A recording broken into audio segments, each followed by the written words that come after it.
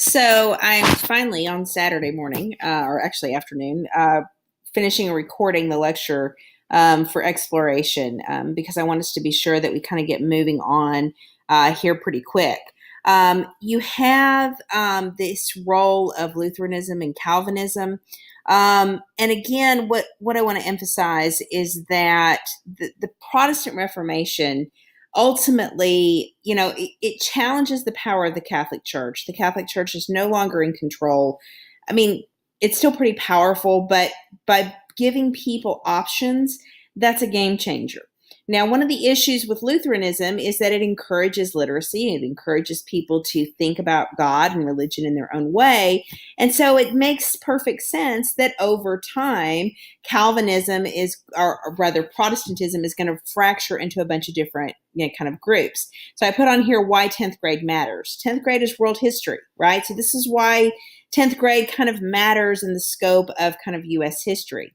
So Calvinism is kind of one of these different kind of sects of Protestantism. And Calvinism is its own unique group started by John Calvin.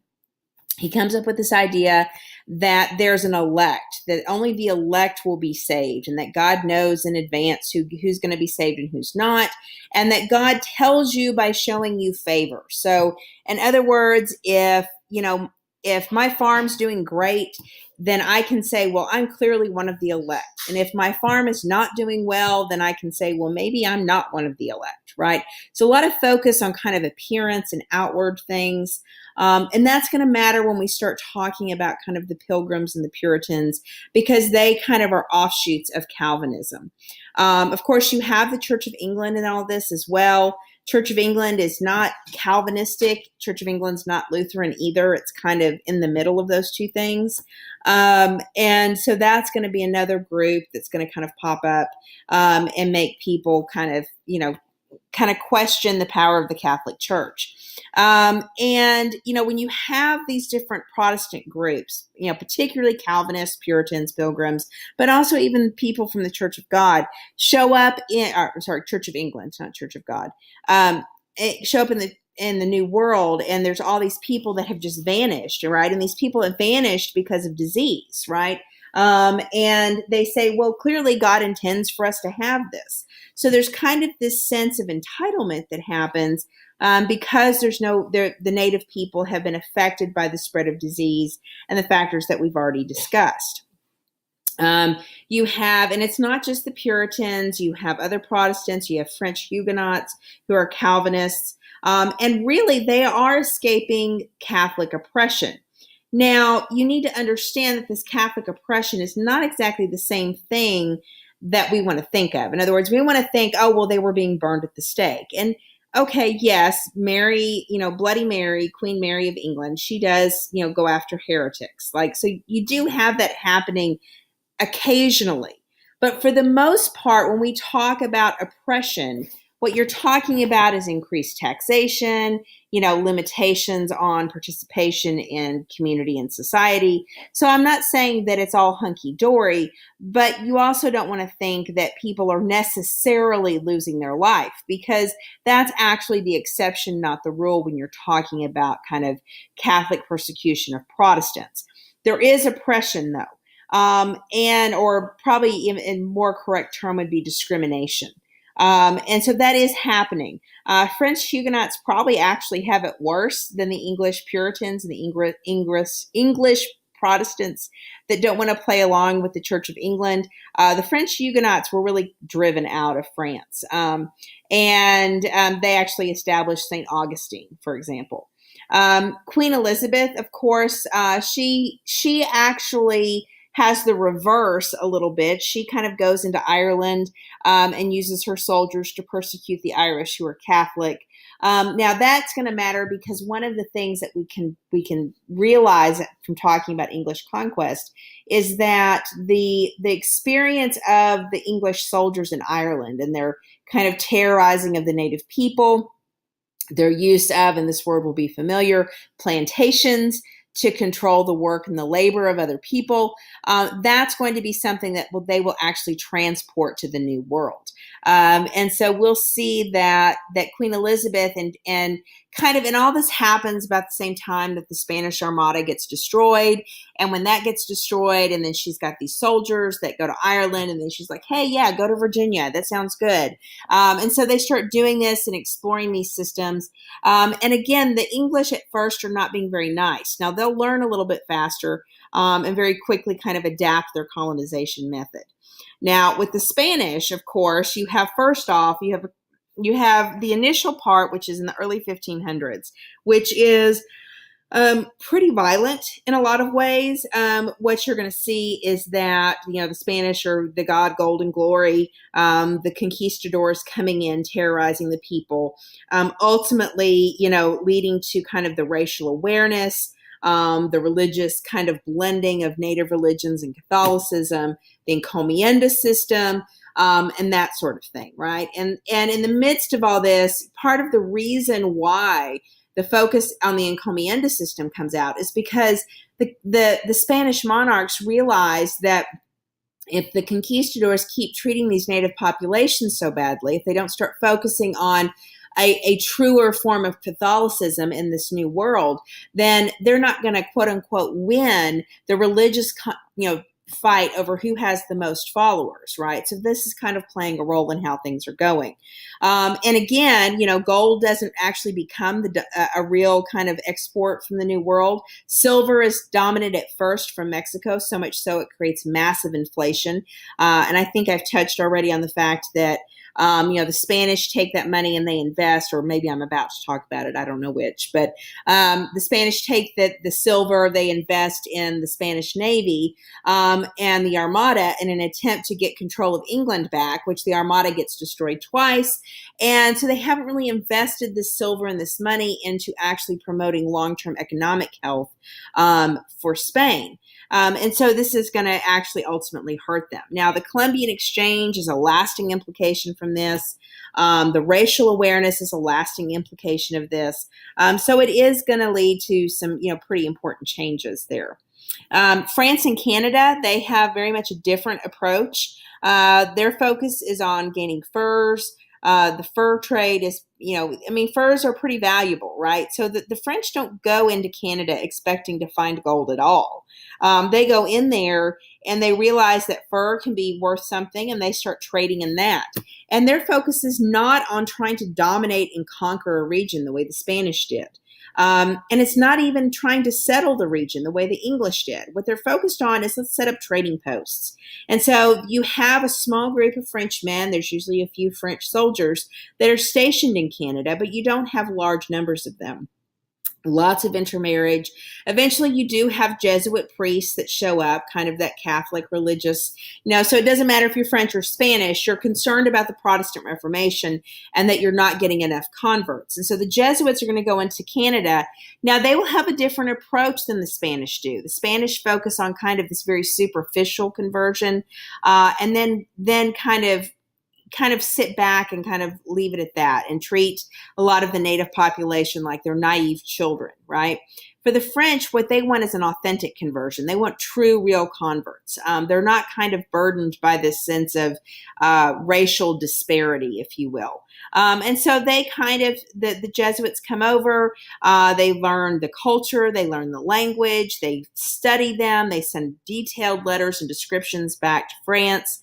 And so Canada has a much more kind of open-minded, accepting kind of foundation in a lot of ways than, say, the Spanish conquest in Mexico.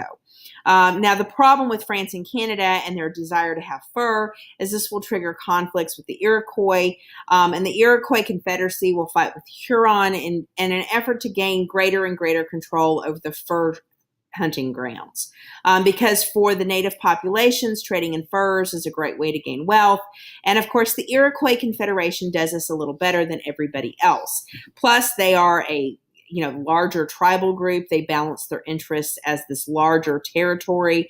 And so this period here of the mid to late 1500s, early 1600s, really sees the Iroquois Confederacy as kind of an equal power to the French. Now, that will change, especially as the British start showing up more and more. But they are definitely an important group early on. Now, prior to 1588, which is when the Spanish Armada kind of, tries to attack England and fails, and prior to that, England was really just trying to annoy Spain, right? Lots of pirates. This is when you have letters of marque where essentially, Queen Elizabeth would authorize, Sir Walter Raleigh to go be a pirate and harass the Spanish. And then they would divide the loot between them, right? So it was a win-win for her. Well, after the Armada is sunk and after Queen Elizabeth has kind of gotten control over Ireland, she decides to allow the development of the New World, right? And so this is when they send, they go over, they find Virginia, they lay claim to it. And what's fascinating is they come up with this concept of a joint stock company. Now, a joint stock company is kind of what it sounds like. It's a stock company, right? Where you have a bunch of people that own stock in this company that is designed to explore and exploit the New World. Now, the benefit to this is it divides up the responsibility. So you have individuals who are interested in making money. This is a capitalistic enterprise. You have the notion of profit. We want to make money. Now, the benefit to this is that you're not so much worried about conversion. You don't care that the Native Americans are being converted or not. You're like, yeah, sure, whatever, So you have the Native Americans being less of a focus, making money by whatever means necessary, whether it's, we find precious metals, which of course they figure out pretty quickly there's not any, or whether it's, oh, hey, there's timber, and then eventually, oh, hey, there's tobacco, right? And so you begin to kind of have this idea of a profit motive. What can we extract from this new world? And you begin to have a discussion about permanent settlement, about, having Protestants with a foot on the ground rather than having this massive kind of Catholic place. By the time you get to 1588, Mexico has kind of, equalized, right? And it's becoming profitable. And so this would give kind of a Protestant level there, right? And as we saw in kind of those initial documents, a lot of the emphasis is on it being kind of this Garden of Eden, this place of great opportunity. And so you have a lot of factors going into why the English decide to start coming to the New World. Again, the geopolitical issue with the navies, the religious issues, that's going to be a huge part of it. You've got early industrialization. That's a big part of it, where the need for raw materials to feed into and I'll say factory system, although it's really not a true factory system at this point. It's a putting out system, right? So they need a lot more raw materials. And then, of course, this disruption of the feudal system means that you have strong monarchs that are able to kind of galvanize the military in a particular direction, as well as having, lots of business opportunity and lots of individuals ready to kind of go and take over. Now, the first English settlement is the settlement of Roanoke. So if I have any American Horror Story fans, of course, the show is very different from the historical case, but there's a vague connection there. It's an initial settlement by veterans of the Ireland conflict and by fortune hunters who are there to kind of find as much gold as they can find. And again, they use this concept of, we're going to go in and conquer and we're going to terrorize these people.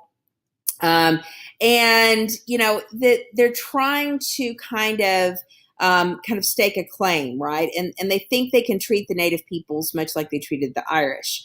Now, the Roanoke people, they have all this land. They have their own kind of political power, and they were aware of the Spanish, and they're probably thinking that they might be able to get some leverage out of the presence of the English. There is, and I kind of put this down here, there is a question that some of these native populations encouraged the Europeans to be there because they were trying to win their own political game there in the Western Hemisphere. And that just certainly seems to be the case with Roanoke. However, because these are Irish veterans of the Irish conflict, they tend to kind of irritate the Roanoke Indians. And Sir Francis Drake, who is kind of one of these pirate kind of / explorers for England, stops by and rescues people from Roanoke because the Roanoke Indians are about to come kill them, right? So they take them back. And so you have Thomas Harriet, John White. They were they had come in with this kind of initial group, documented what they had seen. And it's all about, how can we sell this to people to get them to come back?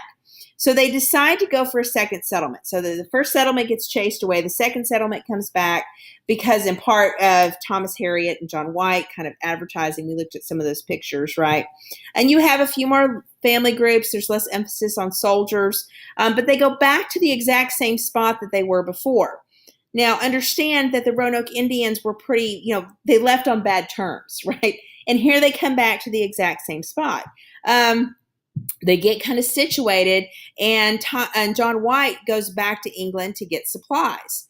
Well, this is during the period of the Spanish Armada, and so his trip back gets kind of slowed down by like 2 years, right?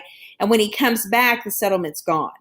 There's no survivors, right? There's just the word Croatoan written down. So we don't know what happened to the settlement of Roanoke. We don't know if they were all murdered by native populations. We don't know if they intermarried. Probably some combination of the two. So we go from that. And then by the time you get to 1603, Queen Elizabeth is dead. She, of course, did not leave any children. She avoided getting married. And so she is, her heir is going to be King James of Scotland. Now, King James of Scotland is part of the Stuart family. The Stuarts were technically Catholics, but in promising to become the King of England, he says, I'll convert to the Church of England. I won't be a Catholic anymore. But the Stuarts of Scotland had money problems, right? And really England kind of had some money problems. And so they see North America as this prime opportunity. So they take this idea of the joint stock company that had started in the late 1500s, and that kind of manifests itself again with, hey, we know there's raw materials. We know from the whole Roanoke incident that there's lots of trees and things that we could get there. And so they decide to try again, right? The whole idea, remember, we've got the rise of kind of this kind of baby industry. And so they desperately need raw materials. And so they decide to go to the New World, go to Virginia, and to settle there to try to extract resources, if you will. And so the Virginia Stock Company is another attempt at developing this area. They send soldiers and people to what is now what was Jamestown in 1607. They have, some craftsmen. They have some poor people to do kind of what they think of as the hard labor. There's some nobility there, second sons of noblemen, that kind of thing, that are there to see if they can't get rich quick, can't make some money. And initially, the first settlement of Jamestown begins to have some struggles. This is when we see John Smith. He's one of the guys on this initial trip. And of course, he ends up kind of ruling Jamestown like a dictator in a lot of ways. But part of why he's doing that is because they're experiencing some trouble making it, right? They've got some second sons of noblemen that don't want to do any work. They don't have enough craftsmen. They don't have enough people. And so everyone's wanting to look for gold and silver, and no one's wanting to develop the land. And so John Smith ends up having to pass this rule that if you don't work, you don't eat. He ends up making a diplomatic relationship with the Powhatans. This is where the story of Pocahontas comes in, which the real story of Pocahontas is nothing like the Disney movie. The reality is it was a diplomatic arrangement. The king of the Powhatans probably wanted to make friends with the English so he could use them as leverage in his kind of geopolitical situation. And John Smith wanted to use the Powhatans as a source of food. And Pocahontas was probably only about 12 years old. And the whole putting herself, to save John Smith was probably all a show, right? It was a way of kind of bringing him into the tribe and accepting him. So that's kind of made up in a lot of ways. In fact, John Smith was notorious for that. And so you have Jamestown being very, very different. Now Jamestown, John Smith will actually get sent back to England because they get so mad at him, they actually arrest him, right? And so John Rolfe will kind of replace him. And when John Rolfe comes in, he brings with him some more settlers. Things kind of begin to stabilize. They kind of begin to recover. This is a drawing from John Smith. And what will happen is that John Rolfe will bring these kind of family units in. They'll focus on farming and developing. And you'll begin to see that John Rolfe will bring with him some tobacco seed, and that tobacco seed will change the economy of Virginia, right? And so you have lots of things. Remember, you have Spain that's still active in Mexico, New Spain. They are, beginning to kind of explore a little bit into New Mexico and Arizona and Southern California, but they never, they go farther into Southern California, I guess, but they never really fully exploit New Mexico and Arizona. You have lots of focus on extracting raw materials like tar and pitch and trees and all that kind of stuff. And ultimately, the Powhatan Confederacy is going to be kind of a difficult relationship, so much so that it'll be John Rolfe who marries Pocahontas, probably to help resolve tensions with the Powhatan Confederacy, because a lot of times these English would basically expect the native populations just to feed them for nothing, right? But it's into this that John Rolfe begins, he gets his hands on some Spanish tobacco, which was extremely, that was the penalty for that, getting at your hands on Spanish tobacco without, approval from the crown, was death, right? So how he gets his hands on this, we don't know, but he does, and he begins to grow tobacco in Virginia, and they begin to grow more and more of it. Tobacco had started to become popular in Europe, even though King James hated it and thought it was smelly. And it's more and more, of course, we know now it's addictive, right?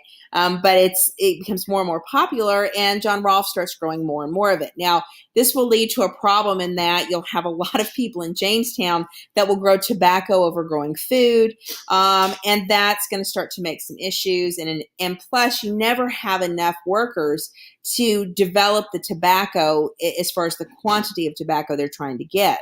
And of course, this is going to end up having them turn to African slaves, because the native populations don't make very good slaves because they run away. They know the territory, right? And plus, they've already been impacted by disease. So the native populations don't make good workers, but the African slaves will begin to be brought over in part to gather up this tobacco and make something out of it, because it is horribly labor intensive. And the people of this particular area begin to, like I said, they struggle with balancing the need for food with the desire to grow a crop that's going to make them a bunch of money. In fact, tobacco becomes so valuable that it is essentially a currency in and of itself, because you would ship the tobacco over, and a bank would then basically give you a credit based on the amount of tobacco. So having a hogshead of tobacco was essentially like having money. And so a lot of people got paid in that, right? But it also kind of creates the cycle by which everything's kind of being done with this international banking system, because people in the New World would send their tobacco to England, and then somebody in England, an agent in England, would sell your tobacco and take that money and put it in a bank. And so you had kind of this trading system, this early globalization, if you will. Now, again, I mentioned the labor intensiveness of tobacco and how it demanded a lot of workers, how the native populations were not good at that. So you begin to have this notion of indentured servitude. Indentured servitude was essentially that if I was a poor person in England, remember we have urbanization, so you do have lots of poor people, right?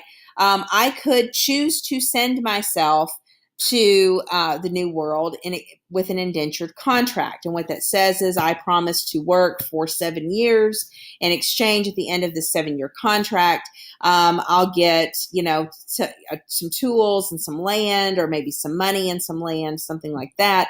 And that would allow me to kind of stake my claim. Now, by the time you get to this, 1619, what you have are people realizing that it's pretty deadly to be in Virginia. They know that a lot of people die in the first couple of years. You have what is called the seasoning process, where you get accustomed to the diseases and the bugs and the dangers and stuff like that. And so we know that, the people then knew that about half of them would die. But if your life in England was so poor and so miserable, you might be willing to take that risk, right?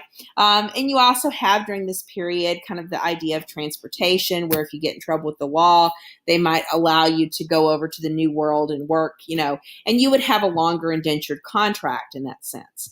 And so they begin to also encourage people to send workers by having these headright contracts, where basically what it is a headright is I agree to send so many people over. So I say, okay, I'm going to get a headright contract. I'll send 4 people to Virginia. And in exchange so basically I'll have 4 indentured servants. I'll have their land plus some bonus land. And so I'll be able to keep land for myself. And then when my indentured servants finish their term of service, they'll have a section of that land that I can give them. And I'll kind of explain the headright system a little bit more in class. Just know that this helps to encourage the indentured servitude. At first, you have a lot of young men going over because, they're young and think they're, that nothing will happen to them. And as time goes on, you'll start to see more women coming over, more family units coming over. But it is a definite dangerous kind of proposition, right?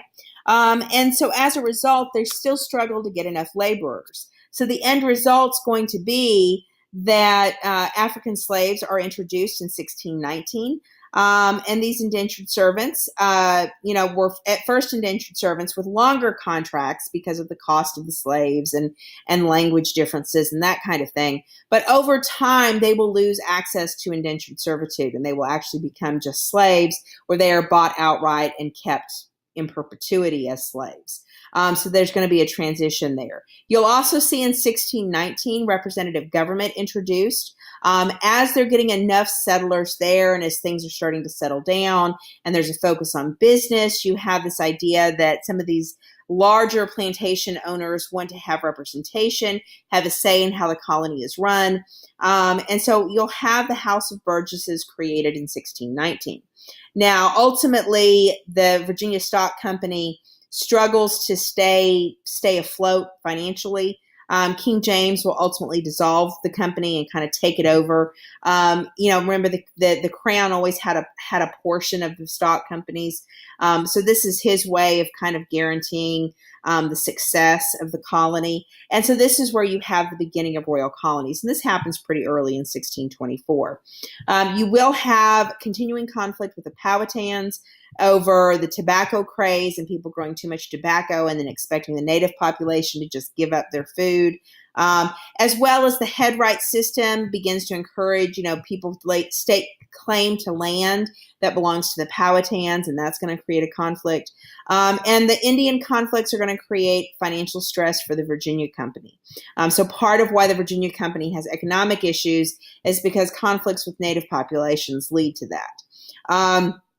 And so you have absolutely, in part because of the initial craze of tobacco, a lot of tension between the English in Virginia and, say, the native populations. And you have, periodic conflicts going on between them. So that's pretty much it for the exploration and the initial conquest. So next class, we'll look at kind of the conquest documents, and we'll talk about this a little bit more, talk about the headright system. And that should have you in good shape to work on kind of the reflection essay that's going to be due towards the end of next week.